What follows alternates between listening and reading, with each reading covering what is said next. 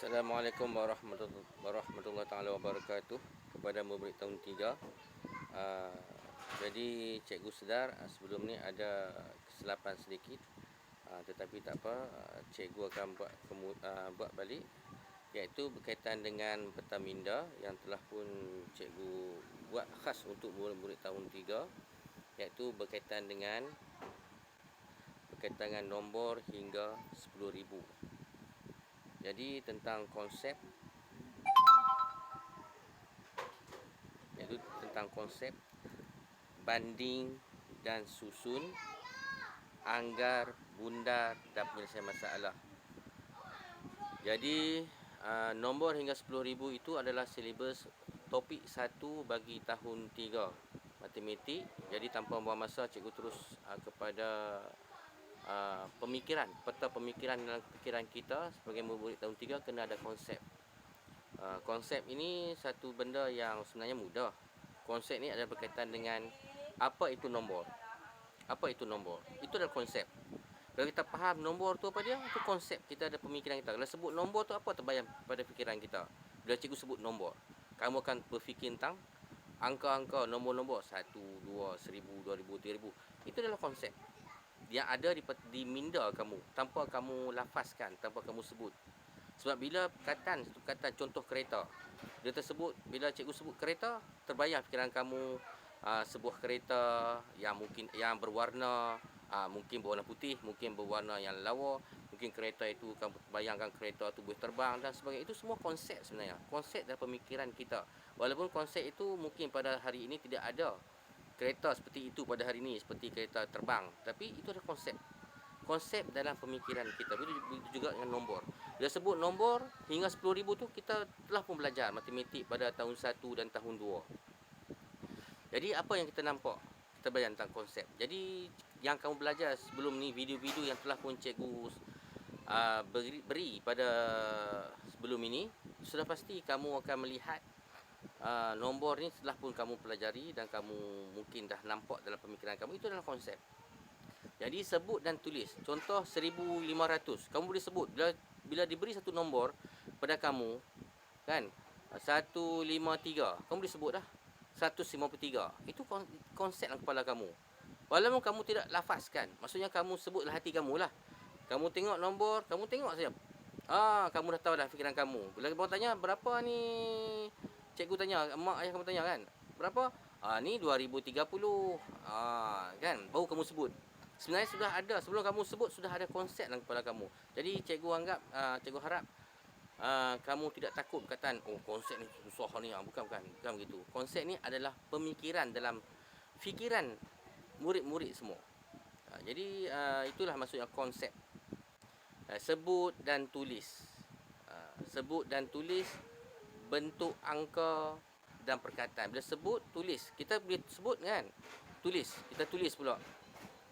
Tulis 170 ataupun 1700. Kosong tak ada lah. Kosong tu satu konsep sebenarnya. Di sini dalam matematik dipanggil sifar.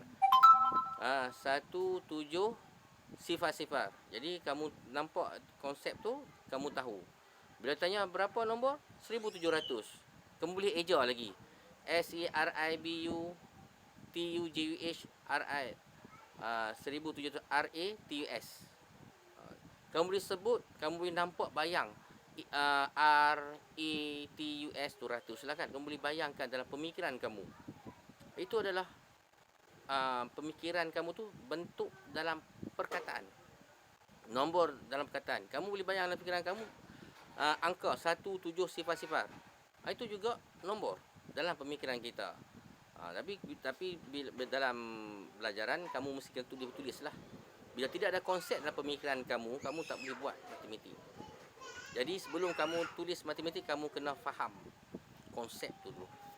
Jadi sebut dan tulis. Tulis dalam dua bentuk. Sebenarnya tulis dalam dua bentuk. Sama ada bentuk angka atau perkataan. Bentuk angka ataupun perkataan. Jadi bentuk angka tu macam contohnya 5060. Itu bentuk angka. Kalau sebut 5,060 cikgu. Tu kamu sebutlah 5,060. Kamu tahu. Kamu cuma sebut hati saja. Tapi bila ditanya baru kamu sebut di lisan kamu lah, di lidah kamu 5,060. Kamu cuma tengok saja, kamu tahu nombor tu. Dia disebut, terus disebut. Contoh kamu boleh baca. TIGARIBU. Kan? Kataan tu kamu nampak. Oh, senang saja itu 3,000. Contohnya kan. Itu 3,000 mudah kan. Sebab semua dalam pemikiran kita konsep. Jadi cikgu tak mahu kamu kata susahlah konsep. Konsep ni adalah satu perkataan, satu angka, satu nombor yang ada dalam fikiran. Kamu macam macam ni, kamu berangan-angan lah, duk berangan kan. Tu konsep. Konsep yang angan-angan tu adalah konsep sebenarnya. Konsep dalam ilmu dipanggil angan-angan. Angan-angan tu bukanlah dipanggil angan. Dalam ilmu tu kalau dalam sebut ilmu matematik lah, tapi kalau disebut duduk berangan kan. Sebenarnya angan-angan tu pun dia boleh berbentuk ilmu. Jika angan-angan tu kamu letakkan, contoh angan-angan tentang nombor, duduk berangan kan. Nombor tu, nombor ni kan dalam fikiran kamu, itu adalah konsep. Paling senang. Jadi kuantiti. Bila ada sebut, kamu boleh sebut, kamu boleh tulis, kamu boleh tahu bentuk angka perkataan. Perkataan RIBU tu perkataan lah. Kalau sebut ribu, sebut di lidah ribu. Kalau tulis RIBU. Kalau sebut ribu, itu. Kalau perkataan RIBU itu perkataan. Kalau angka satu RIBU. Satu RIBU. Tu kalau kamu sebut 1,000. Tapi kalau kamu tengok tu, kamu tahu ada perkataan, ada angka. Angka 1, perkataan RIBU. Jadi kamu boleh lihat, oh ini perkataan. Tapi kamu bila sebut sama 1,000, 1,000. Kalau 1,000 tu dalam angka. Kamu tengok perkataan tu, kamu lihat 1,000. Kan? Kalau kamu lihat, itu angka. Bila sebut 1,000 cikgu. 1,000. Itu bila sebut. Jadi perkataan ke angka, kita cuma sebut, tengok bentuk kita boleh sebut. Kuantiti. Kuantiti kita macam kita membilang lah 1,000, 2,000, 3,000, 4,000. Tu bilang ribu-ribu. Kalau bilang berpuluh, 1,010, 1,020, 1,030. Macam paling mudah 110, 120 atau paling 320, 330 ataupun 450, 460, 470. Tu bilang 10. Bilang 5 boleh. Kalau paling mudah 5, 19, 19, 20 ataupun 105, 110, 115, 120, 125. Itu bilang 55. Tapi dah kamu tahun 3, ribu-ribu lah. 3,010, 3,015, 3,020, 3,025, 3,030. Contohnya tentang itulah, kamu bilang contoh-contoh tadi, bilang 55, bilang 10. Jadi macam kamu nampak satu konsep di situ. Sebenarnya itu adalah permulaan pada pola nombor. Jadi bila sebut kuantiti, dia akan berkaitan dengan pola nombor. Dia juga berkaitan dengan nilai tempat. Nilai tempat RIBU. Ribu kan, itu nilai tempat. Ribu, puluh, ratus, sepuluh, ratus, ribu kan, itu nilai tempat.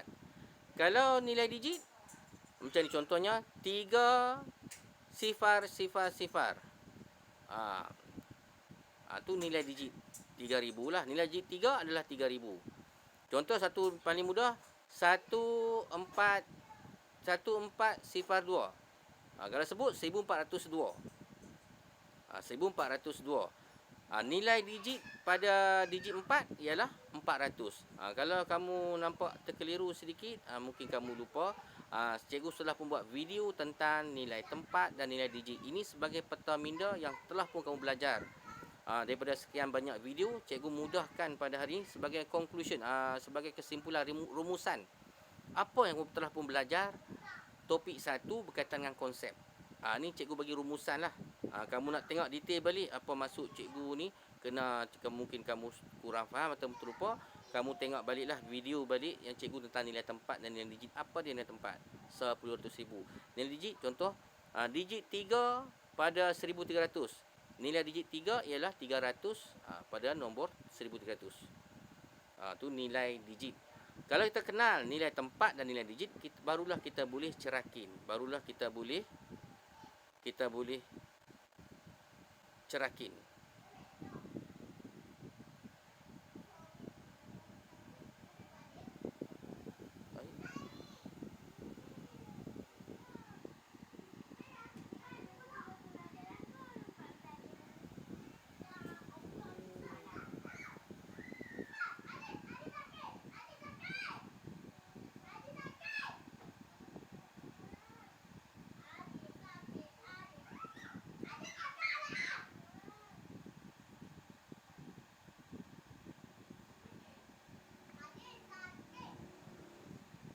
Okey, cukup setakat ini sebab dah lama dah. Mungkin dah cikgu tengok dah sampai 10 minit. Mungkin terlampau lama, nanti membosankan. Jadi kita akan buat yang video kedua lah. Sekian, terima kasih.